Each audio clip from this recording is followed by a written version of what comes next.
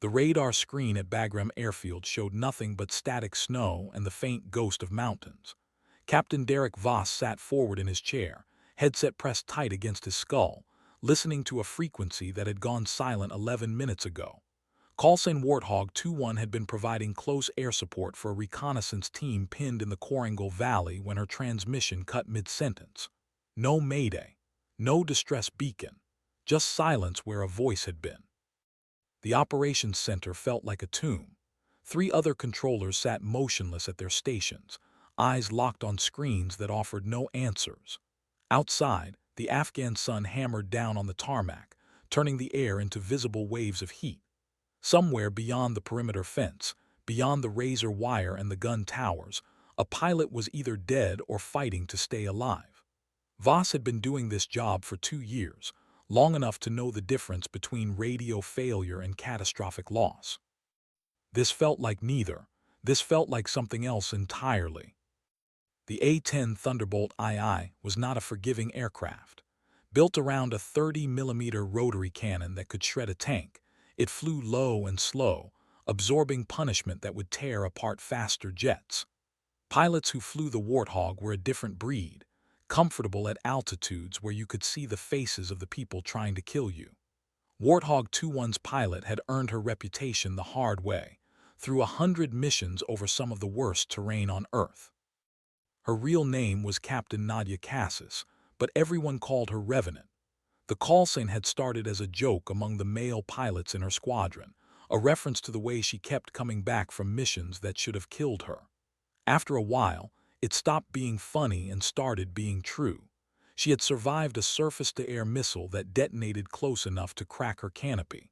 She had landed with one engine on fire and half her tail section gone. She had flown missions where ground teams swore she appeared out of nowhere, like something summoned from the air itself. But now the frequency was silent, and Voss was staring at a radar screen that showed nothing. The reconnaissance team she had been supporting was still trapped, still taking fire from positions dug into the mountainside. Without air support, they had maybe an hour before they were overrun. Command was already discussing alternatives, scrambling F-16s from Kandahar, but everyone in the operations center knew those jets would arrive too late. The Korangal was called the Valley of Death for a reason. It swallowed soldiers whole and gave nothing back. Voss reached for his coffee and found the cup empty. His hand was shaking slightly, a tremor he tried to hide. 11 minutes of silence. In combat aviation, that was an eternity. It was long enough for a pilot to eject, to crash, to burn. Long enough for hope to become mathematics. Then a voice crackled through the static, broken and rough like someone speaking through shattered teeth. Bagram, Warthog 2-1, still in the fight. Voss nearly knocked over his empty cup. Every head in the operations center snapped toward his station. The voice came again, clearer this time, though still edged with something that sounded like pain. Lost comms, lost hydraulics, but I've still got one engine and a full load of 30 mic. There was a pause filled with the sound of labored breathing and something electrical sparking in the background. Those boys on the ground aren't dying today, not while I'm still flying. Voss grabbed his microphone, his earlier tremor forgotten. Warthog 2-1 Bagram copies. What's your status? Do you need emergency recovery? The response was immediate. Negative, Bagram. I need targeting data for those enemy positions. Send it now. The operations center erupted into controlled chaos. Controllers pulled up satellite imagery, ground team coordinates, threat assessments. Voss felt his heart hammering as he relayed information, watching his screen as a single contact appeared on radar, impossibly low, moving through the valley like a shark through dark water. Warthog 2-1 was doing something no manual would ever recommend, flying terrain masked through mountains with degraded systems and an aircraft that was barely holding together. It should have been suicide. Instead, it was something else. Something that looked like fury wrapped in wings.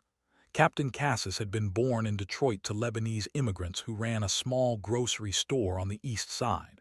Her father had served in the Lebanese army before emigrating, and he raised his daughter with stories of honor and duty that felt anachronistic in a city that was slowly collapsing. She joined the Air Force at 18, scored in the top percentile on every test, and requested assignment to the A-10 program despite advisors suggesting she aim for something with better career prospects. The A-10 was old, ugly, designed in the 1970s and constantly on the edge of retirement. Flying it was considered a dead-end assignment. Cassis didn't care. She wanted to fly close air support because that was where you saved lives directly, personally, close enough to see the faces of the soldiers you were protecting. Her squadron had been skeptical at first. The A-10 community was small and tight-knit, dominated by pilots who had been flying the Warthog for decades. A female pilot was rare enough. A female pilot who wasn't trying to transfer to something more prestigious was almost unheard of. They tested her in 1,000 small ways, watching to see if she would crack or complain or prove she didn't belong. Cassis responded by flying harder than anyone else, taking missions other pilots declined, volunteering for the worst weather and the hottest zones. After 6 months, the skepticism faded. After a year, it turned into respect. After 18 months, when she pulled a team of Rangers out of an ambush using nothing but her cannon and sheer aggression, they gave her the call sign Revenant and meant it as a compliment. Now she was flying through the Korangal with an aircraft that was falling apart around her, and Voss could hear the strain in her voice even as she maintained perfect radio discipline. Bagram, Warthog 2-1, I have visual on friendlies. They're in bad shape. I'm going in. The Korangal Valley was 10 kilometers of hell carved into the Hindu Kush Mountains. Steep walls rose on both sides, covered in cedar forests that hid fighting positions built and maintained by generations of insurgents. The valley had broken battalions, turned ambitious operations into desperate retreats, earned its reputation one body at a time. Flying through it was like threading a needle while someone shot at you with every weapon they could carry up a mountain. Cassis dropped her A-10 to 500 feet, feeling the aircraft shudder as she pushed it through turbulent air. Her left engine was running hot, temperature gauge buried in the red. Hydraulic pressure was fluctuating, making the stick feel loose and unresponsive. The targeting pod was offline, forcing her to rely on visual identification and instinct. Through the canopy, she could see the brown and green landscape rushing past, close enough to make out individual trees and rocks.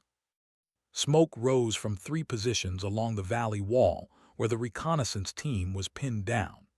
She could see tracer fire stitching through the air, bright lines of death crisscrossing the narrow space, where 6 American soldiers were fighting for their lives. The team leader's voice came through on the emergency frequency, tight with controlled panic. Any air support, this is Reaper 16. We are taking heavy fire from elevated positions. We have 2 wounded and we're down to our last magazines. If someone's up there, we need help now. Cassis keyed her microphone, her voice calm despite the chaos around her. Reaper 16, Warthog 2-1, I'm in the valley with you. Mark your position with smoke and get your heads down. I'm bringing the thunder. She could almost hear the relief in the team leader's response. Warthog 2-1, Reaper, you're the most beautiful thing I've heard all day. Smoke out. Purple smoke billowed from the team's position, a bright marker against the drab landscape. Cassis noted it, then shifted her focus to the enemy positions. She could see muzzle flashes from a cave entrance halfway up the valley wall, more fire coming from a tree line above that. Standard ambush setup, designed to catch anyone who tried to climb out of the kill zone. She armed her cannon, feeling the slight vibration as the system came online. 7 barrels, 4,000 rounds per minute, depleted uranium rounds that could punch through armor like tissue paper. The A-10's gun was so powerful that firing it actually slowed the aircraft down. Pilots joked that the plane was just a frame built around the weapon. Right now, with her aircraft crippled and options limited, that gun was the only thing that mattered. Cassis rolled into her attack run, lining up on the cave entrance with nothing but her eyes and years of experience. The aircraft felt wrong, mushy in a way that made every input a negotiation. She compensated automatically, adjusting for the failing hydraulics, the damaged control surfaces, the engine that was slowly tearing itself apart. At this altitude, with mountains on both sides and an aircraft that might stop responding at any moment, there was no room for error. One mistake and she would become a fireball smeared across the valley wall. The thought didn't slow her down. The gun fired with a sound like tearing canvas amplified 1,000 times. A stream of depleted uranium rounds ripped into the mountainside, pulverizing rock and flesh with equal efficiency. Cassis held the trigger for 3 seconds, walking the rounds across the cave entrance and into the tree line above it. She saw secondary explosions as ammunition cooked off, saw bodies tumbling down the slope. Then she was pulling up, climbing as her damaged aircraft groaned in protest, feeling the G-forces press her into her seat. Warning lights were flashing across her instrument panel like a Christmas tree. The left engine was now screaming, temperature past any safe operating limit. She had maybe 2 more attack runs before something catastrophic happened. Maybe less. From the ground, the reconnaissance team watched the A-10 climb away, smoke trailing from its left engine, battle damage visible even from hundreds of meters away. The team leader, a staff sergeant named Martinez, had been in combat for 9 years. He had seen air support in every form, from Apache gunships to B-52 strikes, but he had never seen anything like this. "Who the hell is flying that thing?" one of his soldiers asked, voice full of awe. Martinez didn't answer. He was watching the Warthog turn for another pass, watching it drop back into the valley despite being on fire, despite flying like a wounded bird. Whoever was in that cockpit had chosen to stay in the fight when anyone else would have turned for home. That kind of courage had a name, but Martinez couldn't remember it through the fog of fear and adrenaline. All he knew was that someone up there was willing to die so he and his team could live. Cassis lined up for her second run, targeting the positions above the cave. Her left engine had started making a grinding sound, metal on metal, the noise of something fundamental breaking. She ignored it. The reconnaissance team was still taking fire, still pinned down. As long as she had altitude and ammunition, she had a mission. The Korangal might be the Valley of Death, but today it was going to learn that death came with wings and a 30-millimeter cannon. She fired again, this time in shorter bursts, conserving ammunition. The A-10's gun was fearsome but finite.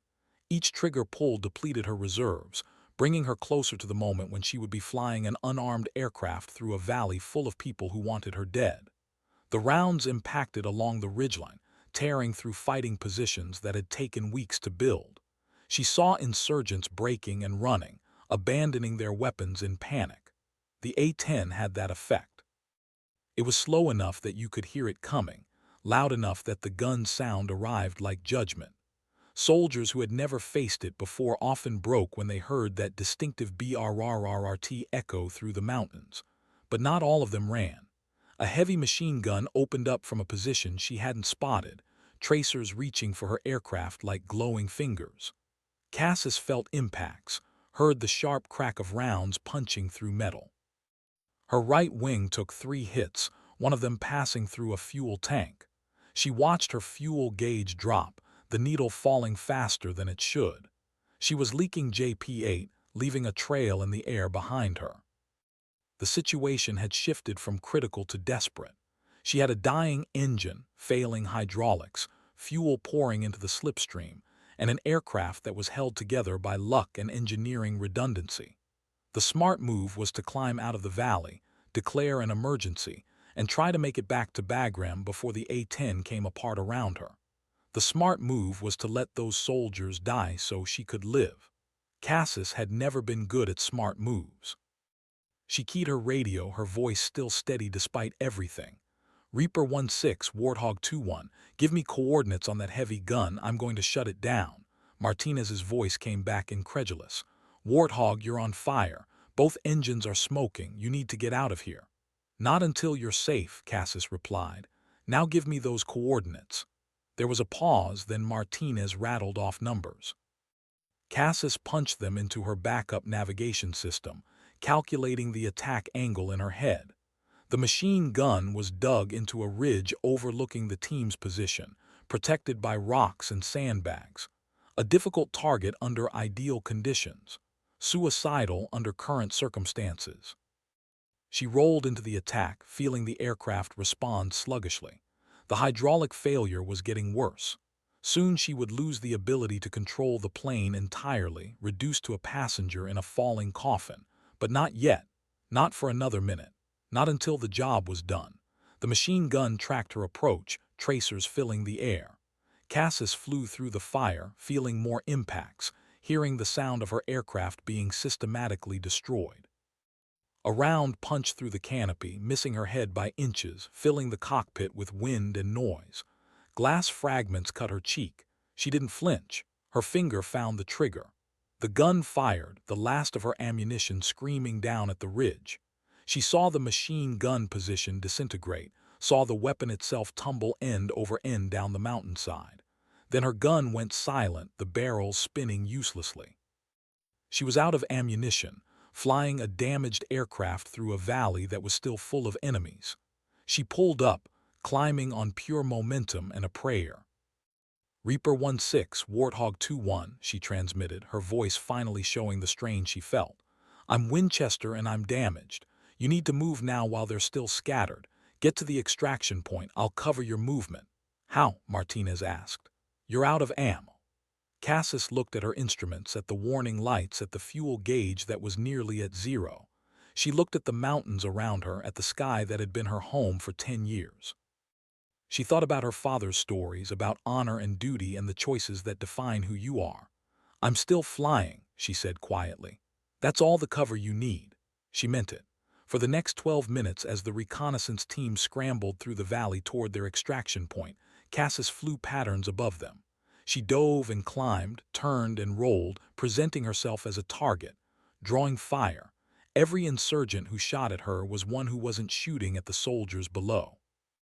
She was a decoy, a distraction, a ghost refusing to disappear. Rounds continued to find her. Her right aileron stopped responding.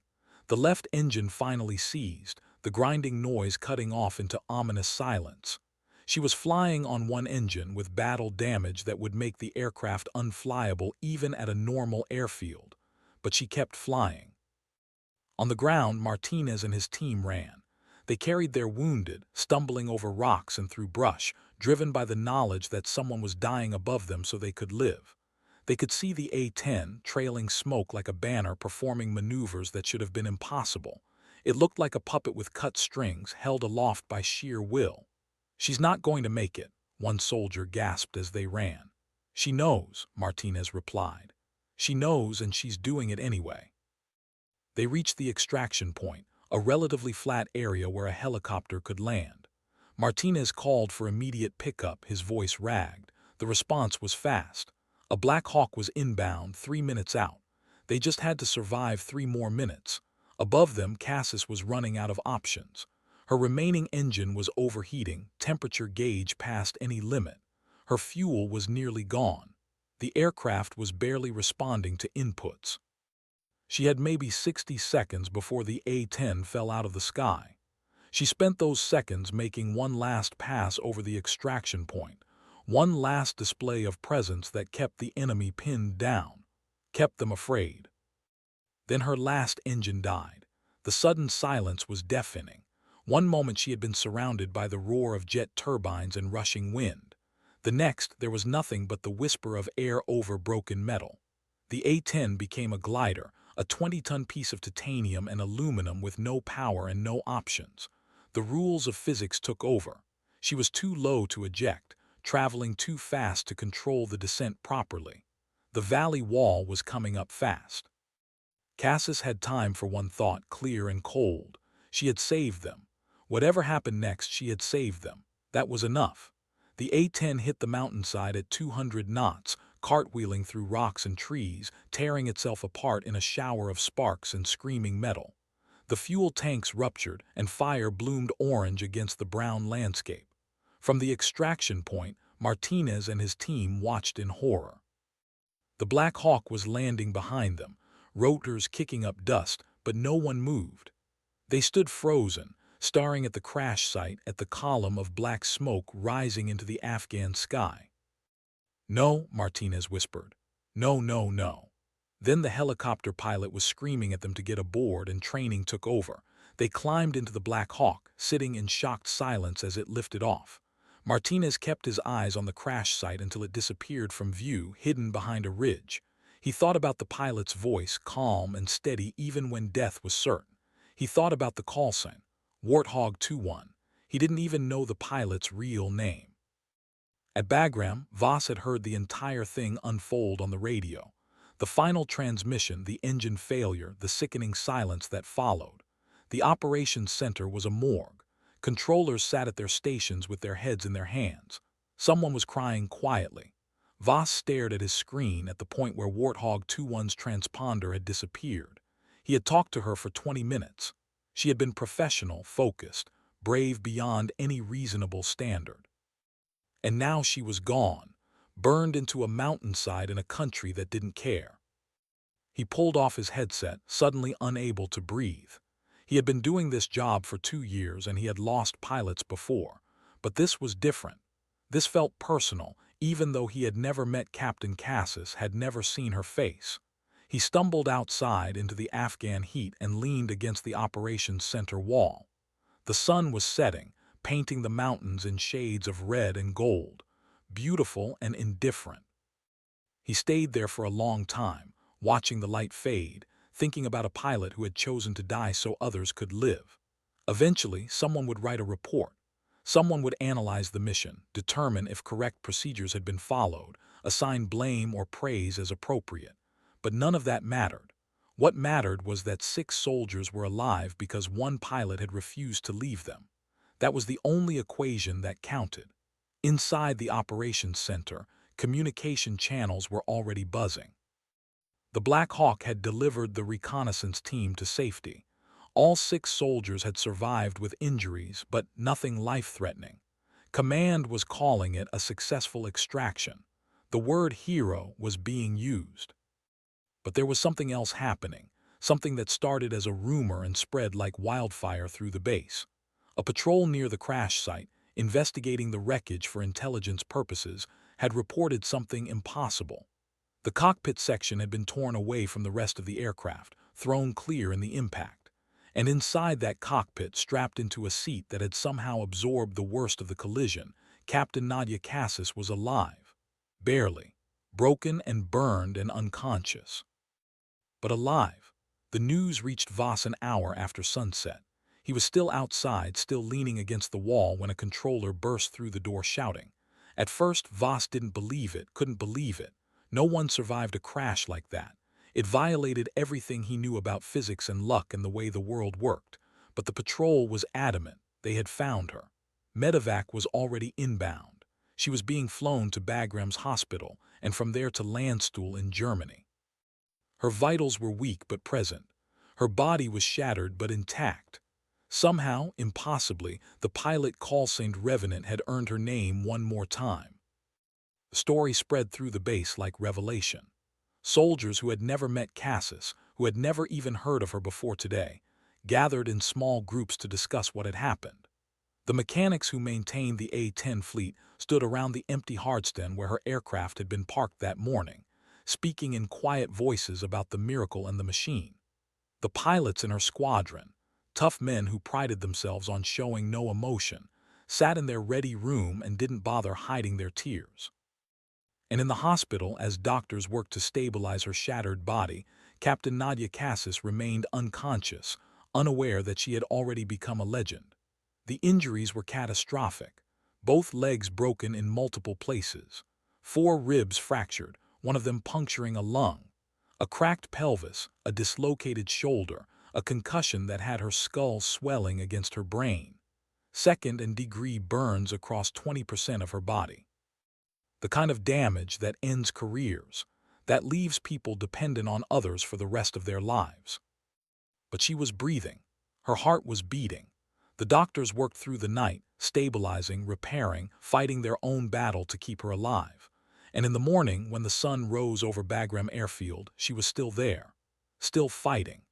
The Air Force launched an investigation immediately, as was protocol. They needed to understand what had happened, needed to determine if equipment failure had contributed to the near loss of an aircraft and pilot. Teams of engineers descended on the crash site, photographing and measuring, cataloging every piece of debris. What they found was sobering. The A-10 had taken catastrophic damage from ground fire, 37 separate impacts, including 3 that had penetrated critical systems. The left engine had been hit multiple times, including 1 round that had severed a fuel line. The hydraulic system had been shredded. It was a miracle the aircraft had flown at all, let alone perform the combat maneuvers that had saved the reconnaissance team. The lead investigator, a colonel who had been flying military aircraft for 30 years, walked the debris field 3 times. Then he sat on a rock, looked at the scattered remains of the A-10, and said something that would be quoted in every subsequent report. She didn't just fly this aircraft, she carried it. The reconnaissance team was debriefed extensively. Martinez and his soldiers described the attack in detail, the way the A-10 had appeared through smoke and fire, the calm voice on the radio, the deliberate sacrifice that had given them time to escape. Their testimony was consistent and unequivocal. Captain Cassis had knowingly flown a damaged aircraft into extreme danger to save their lives. When the debrief was over, Martinez asked if he could see her. The request was unusual but not unprecedented. The commander approved it. 3 days after the crash, Martinez walked into the hospital room where Cassis lay unconscious, surrounded by machines that beeped and hummed. She looked small in the bed, diminished by tubes and bandages. Her face was bruised and swollen, barely recognizable. Martinez stood at the foot of the bed for a long time, trying to find words.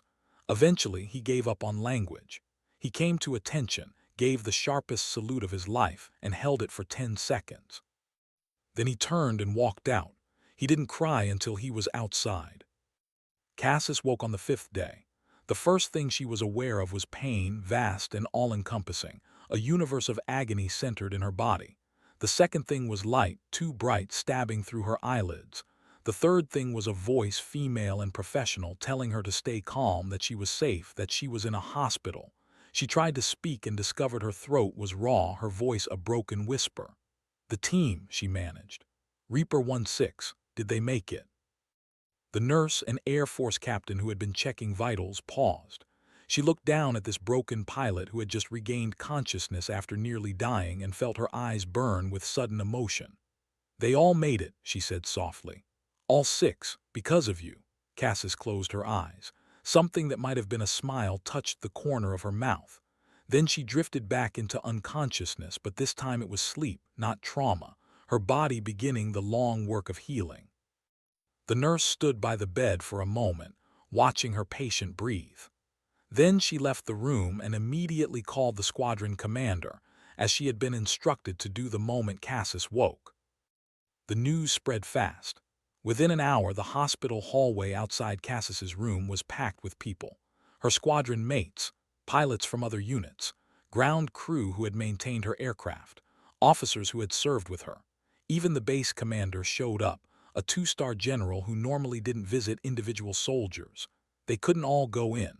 Most of them just wanted to be near, to be present for the moment when the pilot who had cheated death twice in one day opened her eyes again. When Cassis woke the second time, it was evening. The pain was still there, but dulled by medication. Her mind was clearer. She could remember the mission, the attack runs, the final moments as the A-10 fell from the sky. She remembered accepting death and feeling no regret. A different nurse was present this time, along with a doctor who introduced himself and began explaining her injuries. The list was long. The recovery time would be measured in months, possibly years. There would be surgeries, physical therapy, psychological counseling. The doctor was gentle but honest. It was possible she would never fly again. Cassis listened to all of it without interruption. When the doctor finished, she had one question. "When can I go back to work?" The doctor and nurse exchanged glances. The doctor cleared his throat. "Captain, I think you misunderstood. The damage to your body is severe. You're looking at a minimum of 6 months before you can even walk unassisted. Flying an aircraft, especially an A-10, requires physical abilities that you may not recover." Cassis stared at him with eyes that had looked at death and not blinked. I asked when, not if. The doctor started to argue, but the nurse touched his arm, stopping him. She had seen that look before in other wounded soldiers who refused to accept limitations. Some of them failed, broken by injuries that couldn't be overcome.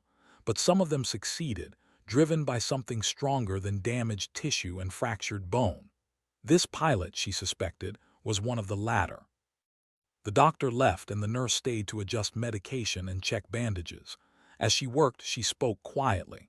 Your squadron commander has been here every day. Half your unit has been camping in the waiting room. There's a staff sergeant from an Army reconnaissance team who comes by twice a day just to check if you're awake. Cassis absorbed this information without comment. The nurse continued. They're calling you a hero. The story has spread all over. Everyone knows what you did.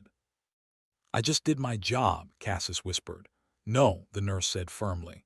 You did more than that. You did something that people will remember. She finished her work and headed for the door. Before leaving, she turned back. For what it's worth, I think you will fly again. I don't know how, but I think you will. You're not the kind of person who stays grounded. Alone in the room, Cassis lay still and thought about that. The kind of person who stays grounded. She had been flying since she was 20 years old, had spent a decade learning the A-10, mastering it, becoming one with a machine that most people saw as obsolete. The Air Force kept threatening to retire the Warthog, to replace it with something faster and more expensive. But the A-10 kept surviving, kept proving its worth in combat after combat. Maybe because it was tougher than it looked. Maybe because it refused to die. Cassis understood that. She had built her life around the same principle. You keep going. You take the damage and you keep flying. You don't quit, not when people are counting on you, not when there's still a mission to complete. The physical therapy started 2 weeks later, while she was still at Bagram. Basic movements, testing range of motion, trying to rebuild strength in muscles that had been torn and burned. Every session was agony. Every movement felt like broken glass grinding in her joints. The therapists were impressed by her pain tolerance and worried by her refusal to acknowledge limitations. She pushed through exercises that made other patients quit, refused medication that would have made the work easier but less effective. At night, alone in her hospital room, she allowed herself to feel the full weight of what had happened. She replayed the mission in her mind, analyzing decisions, considering alternatives. Could she have saved the team without sacrificing her aircraft? Could she have survived if she had climbed out of the valley sooner? The questions had no answers, but she asked them anyway, because that was how you learned, how you improved, how you made sure the next mission went better. Her squadron commander visited on the 3rd week. Colonel Marcus Hunt was a tall man with gray hair and a face that looked like it had been carved from stone. He had flown A-10s in Desert Storm, had 3,000 hours in the aircraft, had forgotten more about close air support than most pilots would ever learn. He pulled a chair up to her bed and sat down heavily. You scared the hell out of us, Revenant, he said without preamble. Sir, Cassis replied, her voice stronger now but still rough. The recon team made it out, all of them. Martinez has been asking about you constantly. He wants to nominate you for the Medal of Honor. I told him to get in line. Cassis said nothing. Awards had never motivated her. She flew because it was who she was, not because she wanted recognition. Hunt seemed to understand this. He leaned forward, elbows on knees, and looked at her with an expression that was part command and part concern. The investigation cleared you of any wrongdoing. In fact, they're calling it a textbook example of close air support under adverse conditions. But we need to talk about what comes next. I'm coming back to the squadron, Cassis said. Hunt sighed. The doctors aren't sure that's possible. The damage to your body is extensive. Even if you recover full mobility, the psychological impact of a crash that's severe could ground you permanently. The flight surgeons won't clear you until you pass every evaluation, and some of those evaluations are designed to be impossible to pass after what you went through. I'll pass them, Cassis said with absolute certainty. Hunt studied her for a long moment, then he nodded slowly. I believe you will, but here's the thing, Captain. Even if you come back, even if you fly again, things are going to be different. What you did out there, that's going to follow you. People are going to see you as some kind of legend, and that's going to create expectations that no one can live up to. It's going to be a weight on your shoulders every time you strap into an aircraft. Good, Cassis said. Hunt raised an eyebrow. Good. It means I can't afford to fail. It means every mission matters. I can work with that. Hunt almost smiled, almost. You're a stubborn pain in the ass, you know that. Yes, sir, it's in my file. This time Hunt did smile, brief but genuine. He stood, preparing to leave. At the door, he paused. For the record, what you did out there was the bravest thing I've seen in 30 years of service. I'm proud to have you in my squadron. And when you're ready to come back, we'll have an aircraft waiting for you. After he left, Cassis lay in the silence and felt something she hadn't allowed herself to feel since the crash. Hope. Not the naive kind that ignores reality, but the hard kind that looks at impossible odds and decides to fight anyway. She would recover. She would fly again. She would prove that what happened in the Korangal wasn't a fluke or an ending, but a beginning. The story continued to spread beyond Bagram, beyond Afghanistan. A journalist embedded with military units heard about the incident and wrote an article that appeared in Stars and Stripes. The article was picked up by civilian media. Soon the story of the pilot who flew a destroyed A-10 through the Valley of Death was appearing in newspapers and websites across America. The Air Force Public Affairs Office was overwhelmed with interview requests. They declined most of them, citing Cassis's medical condition and military sensitivity. But they couldn't stop the story from growing, from taking on a life of its own. People were hungry for heroes, for examples of courage in a war that seemed to have no end and no clear purpose. Captain Cassis, whether she wanted it or not, had become a symbol. In Detroit, her parents received notification that their daughter had been injured in combat. The official letter was dry and bureaucratic, explaining that she was receiving excellent medical care and that her condition was stable. Her mother, Amira, read the letter 3 times before the words made sense. Then she collapsed in her husband's arms, sobbing. Her father, Rashid, held her and said nothing. He had been a soldier once, knew what those letters meant when they said stable condition. It meant she had come close to dying, close enough that the military felt obligated to notify family. That evening, they called the hospital at Bagram, navigating time zones and military bureaucracy until they were finally connected to their daughter's room. Cassis was asleep when the phone rang, pulled from dreams of falling and fire by the shrill electronic sound. She fumbled for the receiver, still half asleep, expecting it to be a nurse. Instead, she heard her mother's voice speaking in Arabic, the language of prayer and emotion. Nadia, thank God, oh thank God. Cassis felt her throat tight. She switched to Arabic automatically, the language of home and childhood. Mama, I'm okay. I'm going to be okay.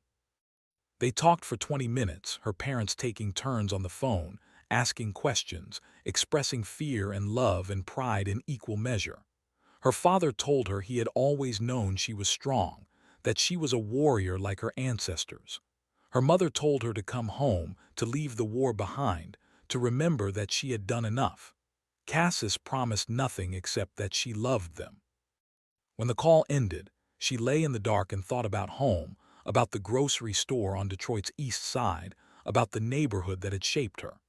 She had left at 18, driven by a need to prove something, to become someone worthy of her father's stories and her mother's dreams. She had joined the Air Force to escape and to honor, to find a purpose larger than herself. She had found that purpose in the cockpit of an A-10, protecting soldiers who would never know her name. Now, thousands of people knew her name, knew her story. The private war she had been fighting, the personal mission to be excellent and useful and brave, had become public. The weight Colonel Hunt had warned her about was already settling on her shoulders. She felt its presence in the phone calls, in the way nurses looked at her, in the article her father had mentioned seeing in the newspaper. A month after the crash, Cassis was transferred to Landstuhl Regional Medical Center in Germany. The flight was agony despite heavy medication, every bit of turbulence sending waves of pain through her healing body. But it also meant she was moving forward, progressing through the medical system toward eventual recovery. Landstuhl was where serious cases went, where the military concentrated its best doctors and most advanced equipment. The facility was familiar with broken soldiers, with people who had been torn apart by bombs and bullets and crashes. The staff there had seen everything, had developed a professional compassion that acknowledged suffering without being overwhelmed by it. Cassis spent 2 months in Germany, undergoing surgeries to repair bones and tissue, fighting through physical therapy that left her shaking and exhausted. The doctors were pleased with her progress. The therapists were amazed. The psychological counselors were concerned. She was driven, they noted in their reports, perhaps too driven. She showed signs of post-traumatic stress, nightmares, and hypervigilance, but refused to engage meaningfully with treatment. She acknowledged the symptoms but wouldn't discuss the crash, wouldn't explore the emotional impact of nearly dying. She was focused entirely on physical recovery, on rebuilding her body so she could return to flying. Everything else was a distraction. Martinez visited her in Germany. He had taken leave, flown commercial from the States specifically to see her. When he walked into her room, Cassis was in the middle of physical therapy, using parallel bars to support herself while she practiced walking. Her legs were encased in braces, her face tight with concentration and pain. She looked up at his entrance and froze. Martinez stood in the doorway, still in uniform, wearing the tabs and insignia of a ranger. They stared at each other for a long moment. Then Martinez came to attention and saluted, crisp and formal, holding it until Cassis nodded acknowledgement. "Staff Sergeant Martinez," she said, her voice neutral. "You didn't have to come all this way." "Yes, ma'am, I did." He waited until the therapist left them alone, giving them privacy. Then he approached slowly, as if afraid she might break. "My team wanted me to tell you something. We wanted you to know that we understand what you did for us. We understand that you chose to die so we could live. And we wanted you to know that we won't waste that gift. We're going to live lives worthy of your sacrifice." Cassis felt something crack inside her, some wall she had been maintaining. She gripped the parallel bars hard enough to make her knuckles white. "I didn't die," she said roughly. "No, ma'am, you didn't, but you were willing to, that's what matters." He reached into his pocket and pulled out something small, a patch that showed a Grim Reaper wielding a rifle, the insignia of his reconnaissance unit. "Every man on my team is wearing a second patch now. Your call sign, Revenant. We had them made special. Because we want to remember every day what real courage looks like." He set the patch on a nearby table. Then he said something that would stay with Cassis for the rest of her life. "You didn't just save 6 soldiers, Captain. You saved 6 fathers, 6 sons, 6 brothers.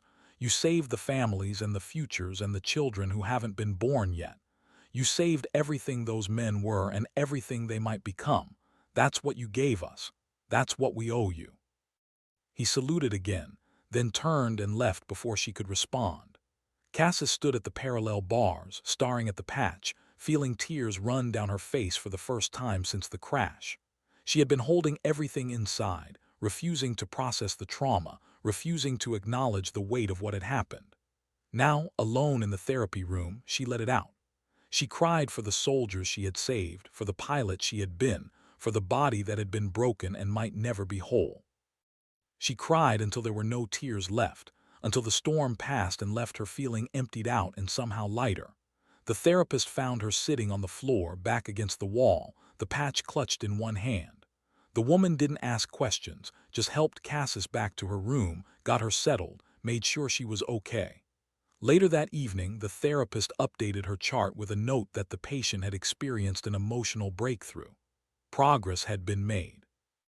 What the therapist didn't know was that Cassis had made a decision during those tears. She was going to recover, yes. She was going to fly again, absolutely. But she was also going to remember why it mattered, why the mission was worth the sacrifice. She was going to carry those 6 soldiers with her, carry the weight of what she had given them, and she was going to use that weight as fuel. Motivation to be better, to fly better, to save more lives. The road back was longer than anyone predicted. 6 months became 8, then 10, then a full year. There were setbacks, moments when bones didn't heal properly and required additional surgery. There were infections, complications, days when Cassis wondered if the doctors had been right, if she would ever fly again. But she kept working. Every day, every session, every small improvement.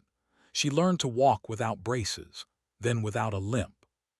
She rebuilt muscle mass, regained flexibility, pushed her body past what the medical charts said was possible. The flight surgeons watched her progress with a mixture of admiration and concern.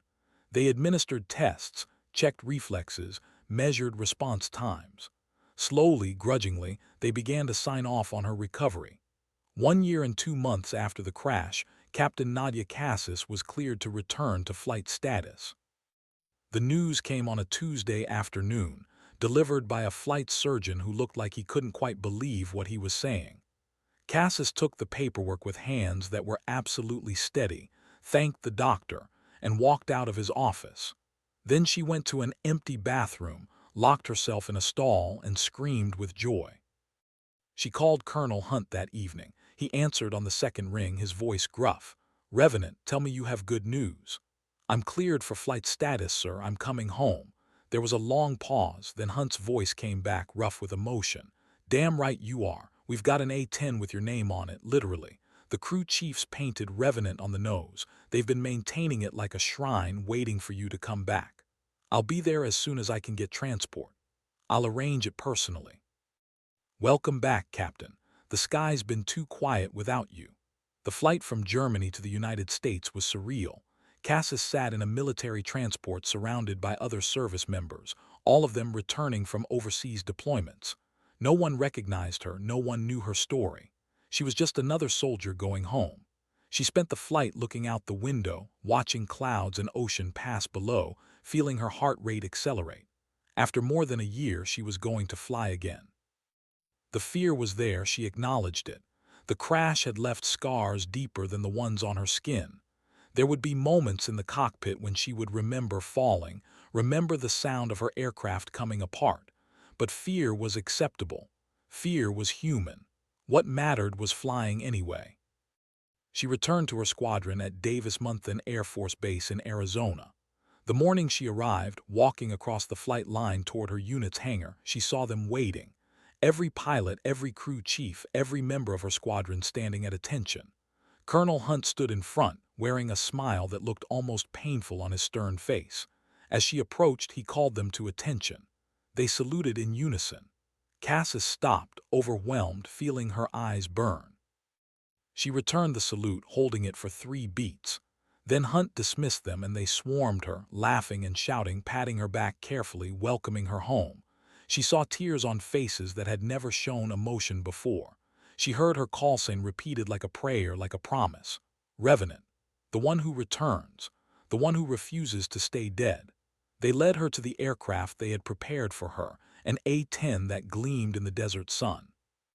Someone had indeed painted Revenant on the nose, along with a small insignia showing a warthog emerging from flames. It was unofficial, probably violated a dozen regulations. It was perfect. Cassis walked around the aircraft slowly, running her hands over the titanium bathtub that protected the cockpit, checking the wings, the landing gear, the gun that had saved so many lives. The crew chief who had maintained it during her absence stood nearby, nervous. "She's ready, Captain," he said. "I've been keeping her in perfect condition.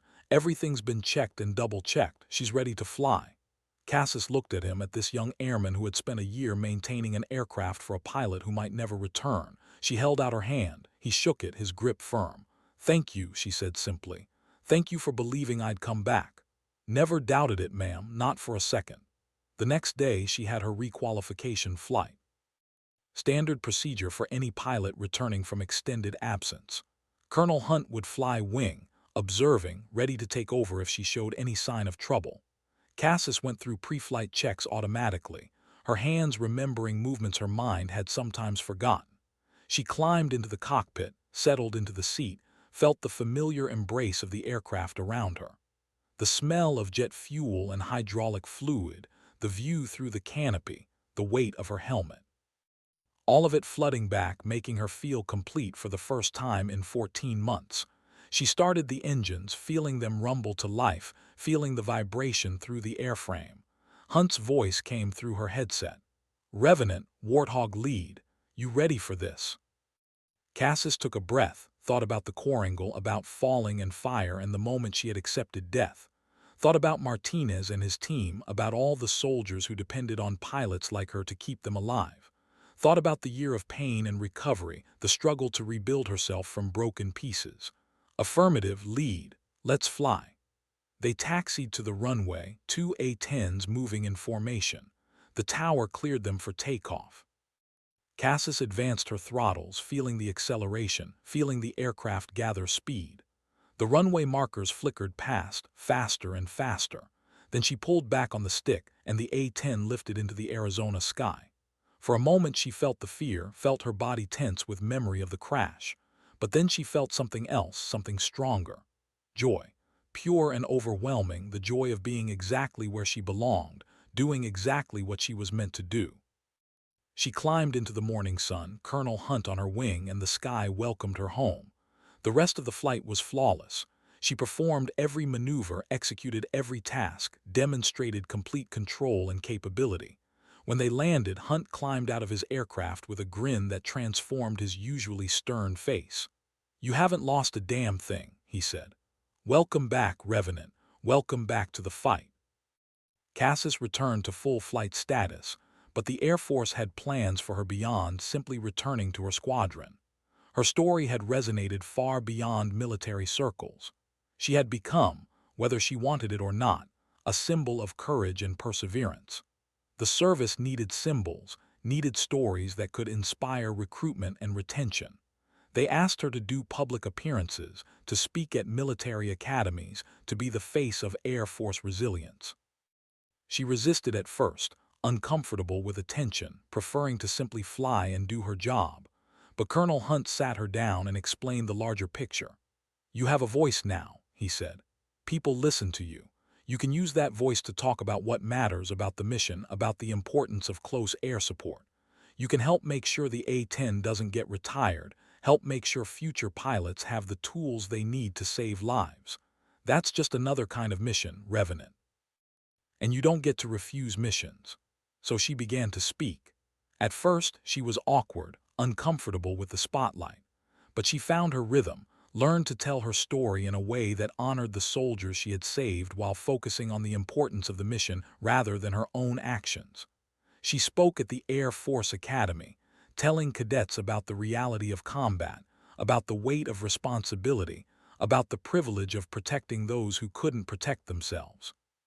She spoke at aviation conferences, defending the A-10 against critics who saw it as outdated, explaining with technical precision why the aircraft remained essential for close air support. She spoke at veteran organizations, sharing her experience of recovery, offering hope to those struggling with their own injuries and trauma. And slowly, she became comfortable with the role, understanding that this was simply another way to serve, another way to make a difference. Her story was told and retold, appearing in documentaries and books, analyzed in tactical studies and leadership courses. The mission in the Coringal became legendary, a case study in courage under fire, in refusing to abandon the mission regardless of personal cost. But Cassis herself remained grounded, unchanged by fame. She continued to fly, continued to train, continued to be exactly who she had always been. A pilot who took the mission seriously and herself not at all. Her call sign, Revenant, took on additional meaning as her career progressed. It wasn't just about surviving the crash. It was about returning again and again, about showing up for every mission, about refusing to let fear or injury or doubt keep her grounded. She became a mentor to younger pilots, especially women entering the A-10 community, offering guidance and encouragement that she had never received herself. 5 years after the crash, she was promoted to major. 10 years after, to lieutenant colonel. She commanded her own squadron, leading pilots in training exercises and eventually in combat operations in new conflicts. She flew missions over Iraq and Syria, protecting ground forces, executing close air support with the same precision and courage that had defined her from the beginning. And everywhere she went, soldiers on the ground knew her call sign, knew her story. When Revenant was overhead, they felt safer. They knew that pilot would never abandon them, would never leave them exposed. That reputation, earned in blood and fire over the Korangal Valley, never faded. She retired after 25 years of service, having flown more than 3,000 hours in the A-10, having protected countless soldiers, having proven beyond any doubt that courage and competence knew no gender. At her retirement ceremony, attended by hundreds of current and former service members, Martinez was there. Older now, a master sergeant with his own long career behind him, but still the soldier who had watched an A-10 fall burning from the sky. He approached her after the ceremony, while others were still milling around, congratulating her, wishing her well in civilian life. He didn't salute this time. Instead, he offered his hand. She shook it, feeling the calluses of a career spent in hard places.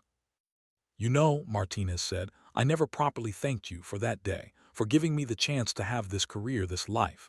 I got married, had 3 kids, got to watch them grow up, all because you flew into hell when anyone else would have turned back." Cassis smiled, the expression softening her face.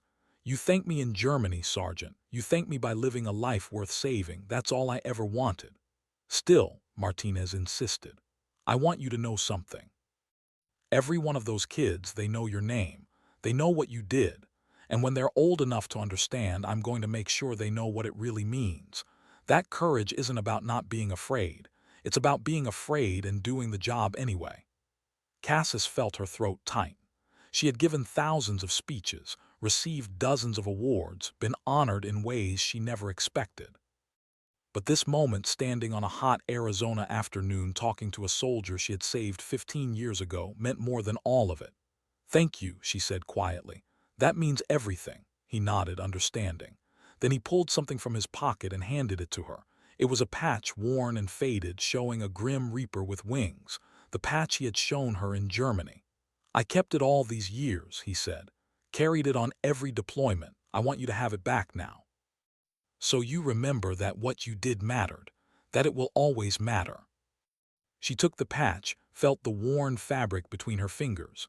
She thought about the girl from Detroit who had joined the Air Force to prove something, to become someone worthy of her father's stories. She thought about the captain who had flown into the Valley of Death and somehow survived. She thought about all the missions between then and now, all the lives touched, all the soldiers protected. "I'll remember," she promised. And she did. Long after she retired, long after the A-10 was finally retired from service, long after the wars in Afghanistan and Iraq became history rather than headlines, people remembered the story of Revenant. It was told in training courses, shared among pilots, passed down as a legend and a standard. The pilot who refused to quit, the officer who put mission above self, the woman who proved that courage had nothing to do with gender and everything to do with heart. Captain Nadia Cassis, call sign Revenant, who had thought the sky went empty one day in the Korangal Valley, only to return low, smoke bleeding behind her, refusing to let soldiers die while she still had wings. Her legacy lived in every pilot who chose to fly into danger to protect others, in every soldier who looked up when they heard engines overhead and felt safer, in the understanding that sometimes, when everything is falling apart and hope seems lost, someone will come back. Someone will refuse to give up. Someone will be a revenant, returning from death itself to complete the mission. That was her gift to the military, to the soldiers she protected, to the pilots who followed in her wake. Not just the courage she showed on one mission, but the example she set over an entire career. The proof that excellence and dedication mattered more than background or gender or the expectations of others. That doing the job, protecting the people who depended on you, was its own reward and its own legacy.